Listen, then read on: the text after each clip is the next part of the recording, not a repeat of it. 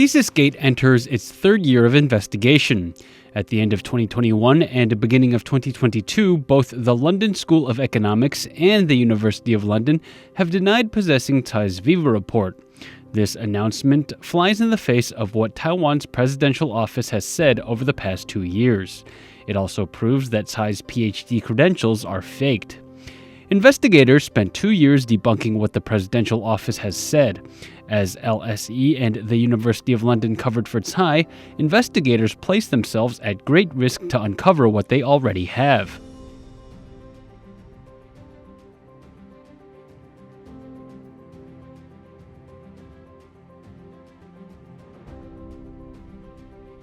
The ThesisGate movement has faced oppression from the national establishment at every turn.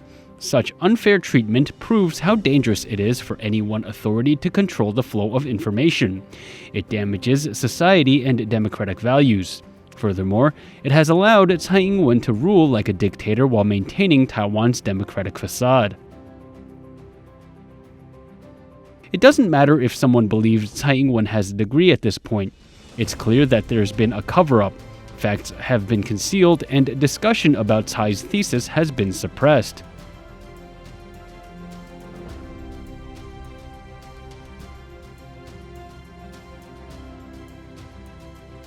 In the face of the presidential office's inconsistent and illogical explanations, more people are beginning to harbor suspicions. After all, if someone is innocent, why is there a need to lie and conceal the truth at all?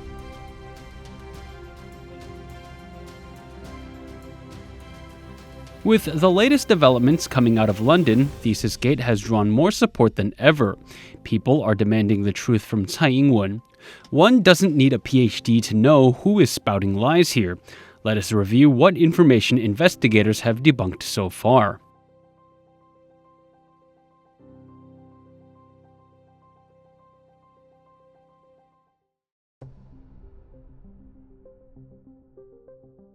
The presidential office has told countless lies in defense of Tsai Ing-wen. To unravel and debunk each lie is a Herculean undertaking. On September 23, 2019, the presidential office held a press conference where it revealed Tsai Ing-wen's thesis manuscript. The office emphasized that the manuscript was written back when Tsai Ing-wen was a student in the 80s.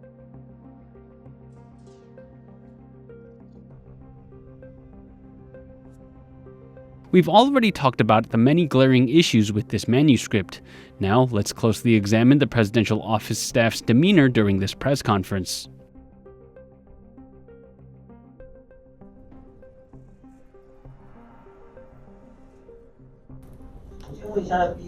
我先问一下毕业证书那一块啦，因为之前第一次提到的毕业证书是说是 LSE 的存档这个东西。那刚刚有秀出来是到底 LSE 的存档，还是说是政大这边留下来的？能不能说明？还是说政大这边其实有调出来过，一起放在一起是一样的？ This reporter posed a very simple question. They simply wanted to know where the 1984 diploma the presidential office showed came from. However, the presidential office spokesperson could not give a straight answer. "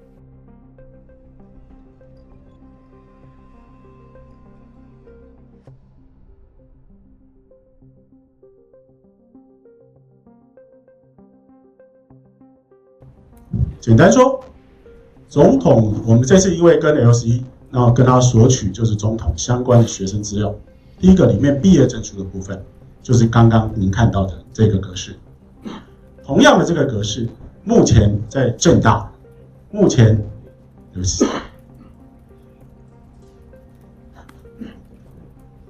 在政大，目前在教育部，包括就我刚刚说的那个学生记录里面。" 就是这一份，这是其最原始的格式，就是长这个样子。 The reporter didn't ask about the student record. Their question pretty much was, where did the diploma come from? Huang purposefully avoided the question, mixing in details about the student record with his answer. He emphasized that diploma formatting across copies at NCCU and the Education Ministry are the same. However, fast forward to 2022. Investigators have revealed that LSE does not have a copy of Tsai Ing-wen's diploma. Even LSE legal representative Kevin Haynes has said that one would have to go to the University of London diploma office to find records of Tsai's diploma. LSE doesn't have any records on Tsai's PhD. On September 4th, 2019, the presidential office spokesperson's Facebook page showed off a diploma which was supposedly from LSE. Attached to the Facebook post were a litany of lies. When posed with a question about the diploma's origin, Huang acts rather sheepishly. This begs the question, why wasn't the presidential office clear on where the diploma came from? Why must they lie and say that the diploma came from LSE?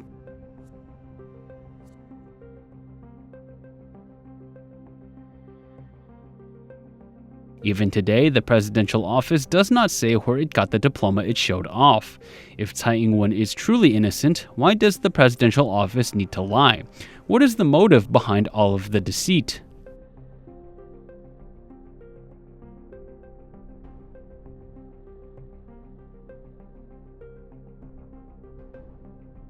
In response to questions about replacing Tsai's thesis in a school library, this is what the presidential office had to say.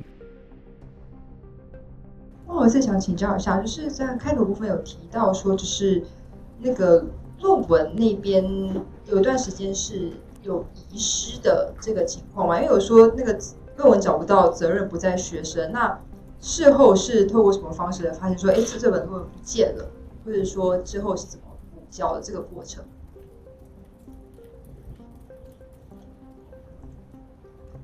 我刚刚一开始其实说过，在 LSE 或者在很多大学要拿到博士学位，他就必须缴交论文，通过论文口试才能拿到学位。总统完成了这个程序。至于在35年之后，这本论文有没有在那个学校，是不是在这个图书馆里面，确实就如同刚刚所说的，可能要问保管单位，这是第一。那么第二，也就是有鉴于在过去这段期间，开始有一些这些不实讯息，那么我们其实赶快也找出那个相关的档案，基于作为校友这样的义务，我想避免学校再受到这些不实指控，那所以我们就做了这样的提供。那这是这样的来源，我们应该是在6月多的时候，那么联系校方，然后说这样子我们还是把那个手上的那个交给你们留给学校，既然你们都找不到，才会来。所以是学校那边就是通知你们说那一本论文不见，然后不是学校通知我们，其实是就是因为当时都会看得到，网络上多年来都查得到，包括大英图书馆的检索系统，或者是许多重要的学术论文的检索系统，都找得到总统的这个论文，包括它的篇名，那么以及它的书目编号。那么但是他们找不到实体的那个论文。然后过去那段期间，其实伦敦大学后来跟 LSE 是等于独立分家出来。所以他们的图书馆后来也做过了一些改变，所以那个时候他们有对外说，那其实这个应该是现在目前找不到，既然找不到，但是又有人利用所谓的这个找不到来散播那个不实的谣言，那当然作为校友，那我们其实应该有义务来协助学校。According to Huang, when people realized Tsai's thesis did not exist, the presidential office reached out to the school in June 2019 and realized it went missing. However, it doesn't matter if you're the president or an ordinary citizen. If a school loses the physical copy of someone's thesis, then the school should take responsibility. Not only should that person give the school another copy of their thesis, they should also request that the school publicly give an explanation as to what happened.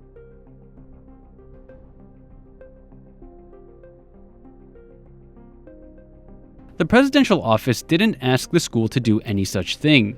In fact, it had Shi Fanglong from LSE's Taiwan research program masquerade as a school official and offer false statements.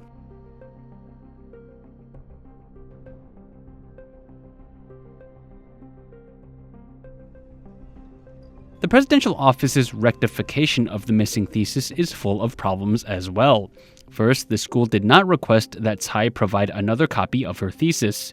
Second, the makeup submission procedure did not abide by academic guidelines.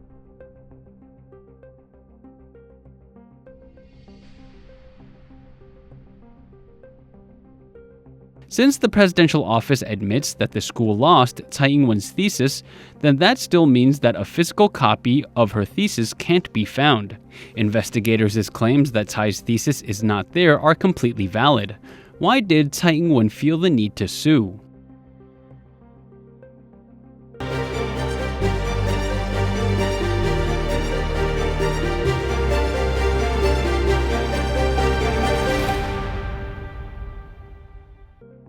Let's take a look at the database entries Huang referred to, more specifically the entry in the British Library's index. That entry was created in June 2015 as detailed by an email between investigators and the library itself. It's clear that the wrongdoers were aware that Tsai's thesis was missing well before June 2019. How will the presidential office explain this entry created in 2015?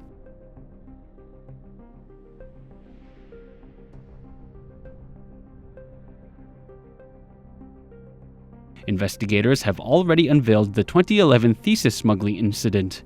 So, how can the presidential office continue to play dumb and say that it realized the thesis was missing in the face of hard facts? Outright denial of the truth is why investigators continue to delve deep into ThesisGate.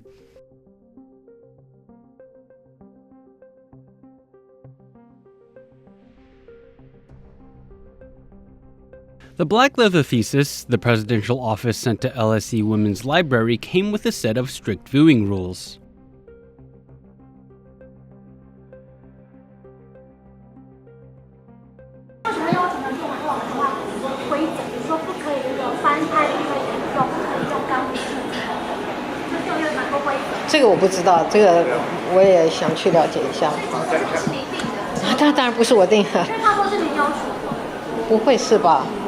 How could a thesis in a library come with so many viewing rules? That is, unless it's not a legitimate thesis.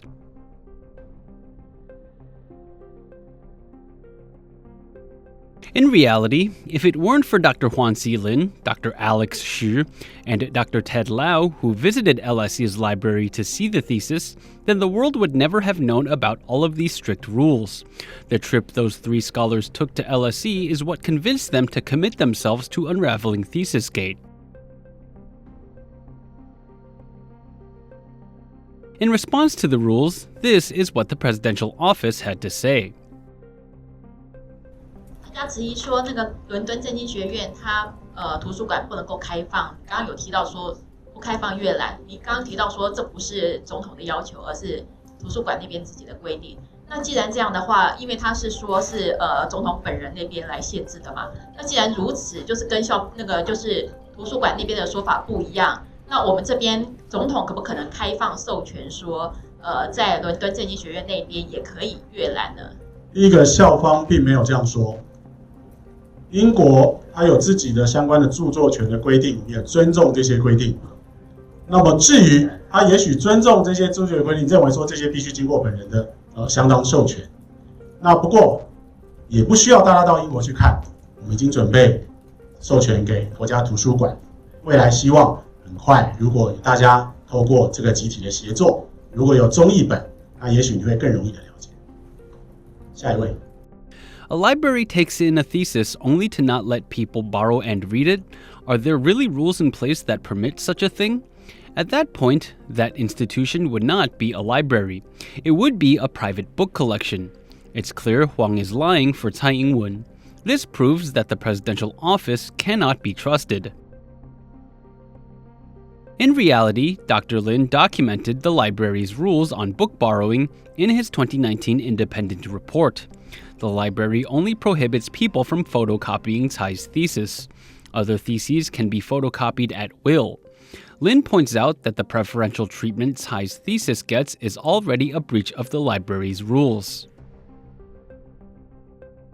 The special rules that come with the black thesis are because the book's copyright belongs to Tsai Ing-wen. As copyright owner, she could of course have the rules in place. The words "with express permission of the author" is written on Tsai's black leather thesis.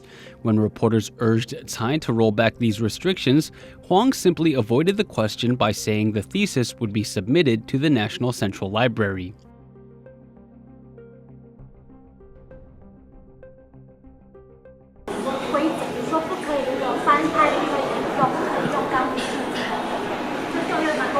这个我不知道，这个我也想去了解一下。Again, if Tsai has a legitimate thesis, then why is there a need to lie?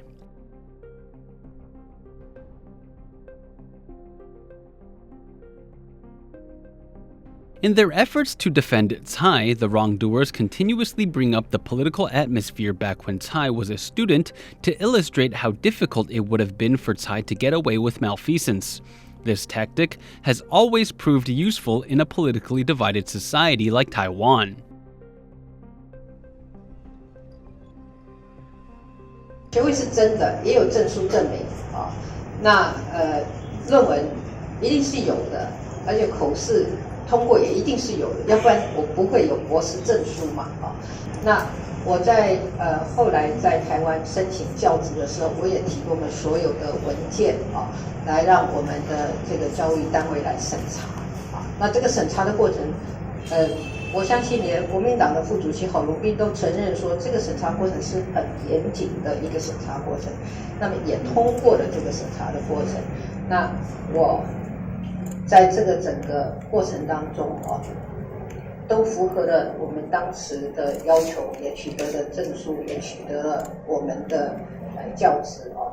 那35年前的事情啊，我们就应该要信任说，所有的主管机关在那个当下都是很尽责的，不能够在这个时候去污蔑这个LSE的行政当局，或者是来挑战我们教育部的审查的过程。35年前的教育部绝对不是民进党的教育部，更不会是蔡英文的教育部嘛，不是吗？ This rhetoric is one that Tsai's supporters constantly recycle online. Back in the 80s, the DPP did not have control over the education ministry. The claims that Taiwan's education protocols are very stringent have convinced many deep green factions and scholars that Tsai's degree is legitimate. It's hard to refute such an argument when taking into account Taiwan's current political atmosphere.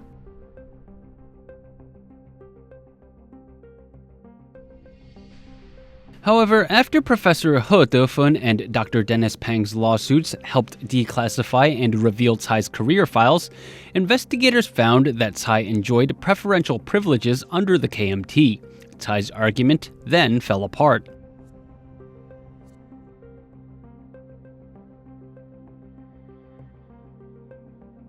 Back then, the Education Ministry didn't even see Tsai's diploma or thesis. She was given a free pass.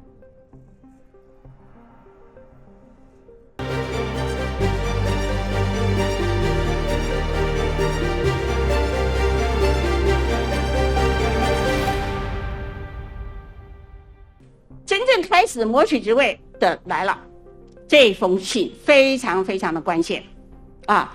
这个就是他一再的到处求职，我相信是他凭着他父亲或者他的家族的一个人脉关系或者是资产关系，跟上面我想那个以前也说冯富祥先生携命去政大去关说这个校长，国立政治大学得到了教育部的允许，这个时间是在1984年73年的8月10号。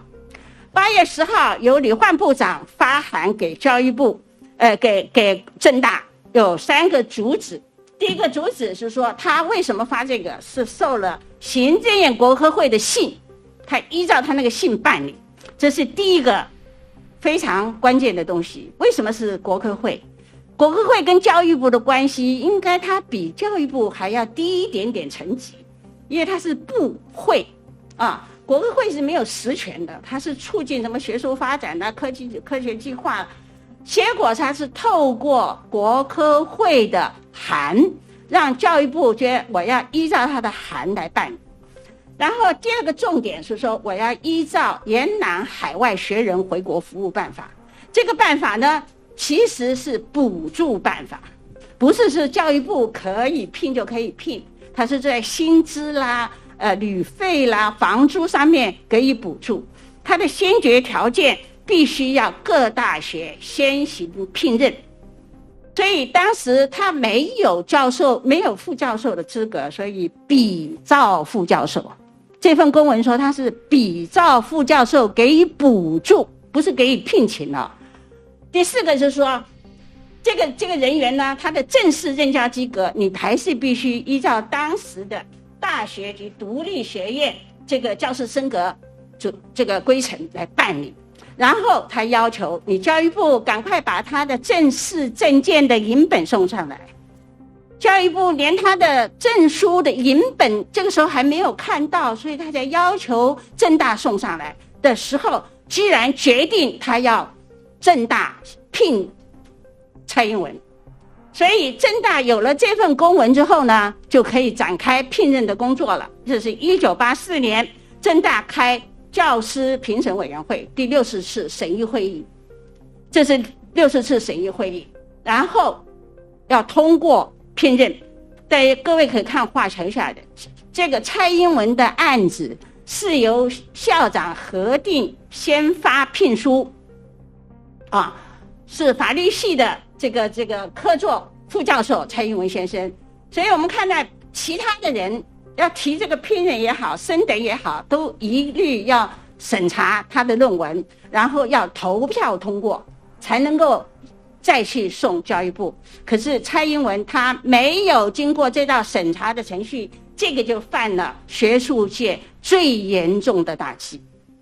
Tsai's claim that the education ministry was strict with her took Professor He 2 years of court procedures to debunk.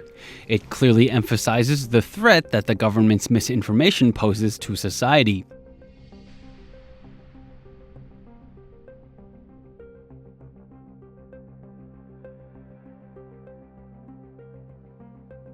Tsai, of course, had no sway over the education ministry back in the day. However, Tsai's preferential treatment under the KMT is undeniable. The presidential office has yet to respond to anything revealed in Professor He's press conference.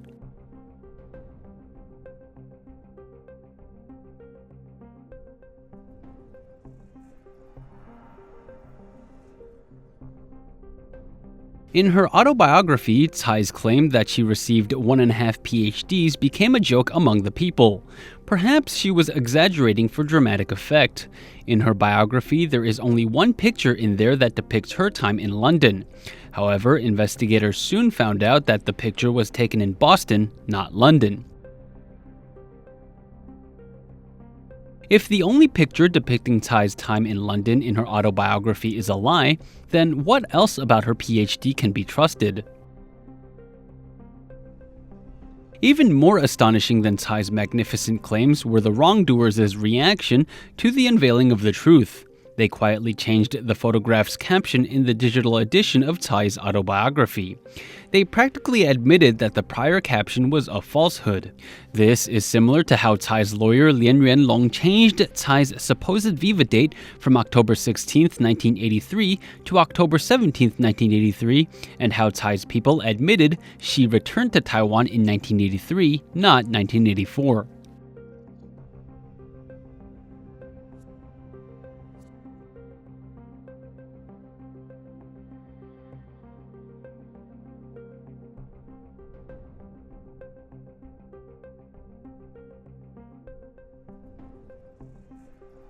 It's hard to face off against an opponent who has no shame.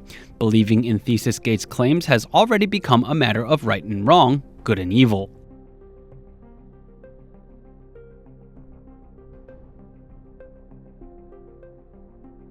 Lastly, Tsai's online supporters always tout statements from London schools and present them as absolute fact.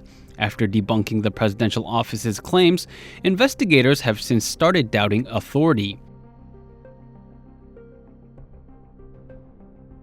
The only thing the wrongdoers can rely on now is an online statement from LSE from October 8, 2019. However, that statement is riddled with problems.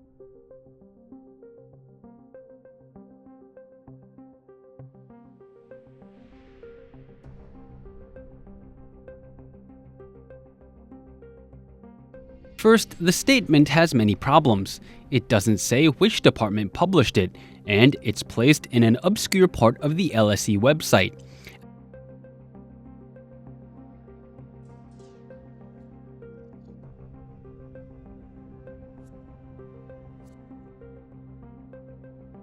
At first, the statement called IALS the Institute for Advanced Legal Studies, which is a mistake that Shi Fanglong is known to make.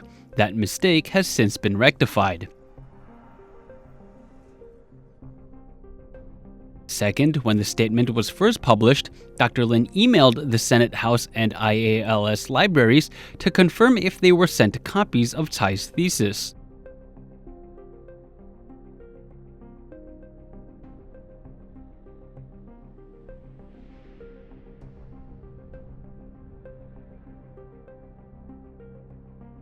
The Senate House Library replied, saying that they received a copy in 2011, but it was ultimately rejected by IALS.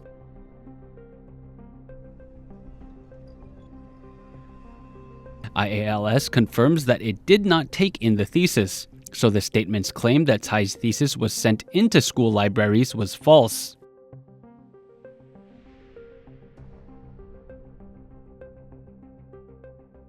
On November 26, 2021, LSE gave up and admitted that it did not have Tsai's Viva report. University of London data manager Susie Merriweather also debunked Kit Good's claim that the University of London had files relevant to Tsai's PhD. This was a massive blow to Tsai's supporters.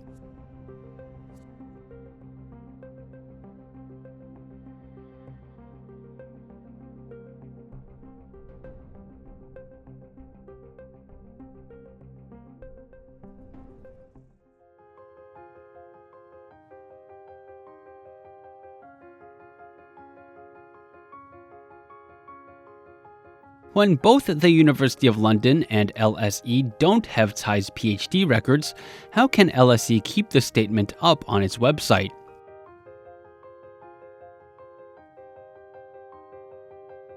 In 2022, Dr. Lin took to the UK Information Commissioner's Office. He requested LSE take its website statement down. Michael Richardson is appealing his tribunal court decisions, which were made using information Kit Good provided.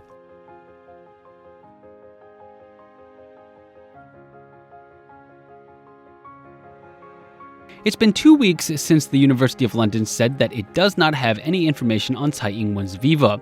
The presidential office continues to play dead. London does not have to be the decisive power in unraveling ThesisGate. The people of Taiwan can demand the truth from Tsai Ing-wen now. We urge the media to tell ThesisGate's story and save Taiwan while you still can.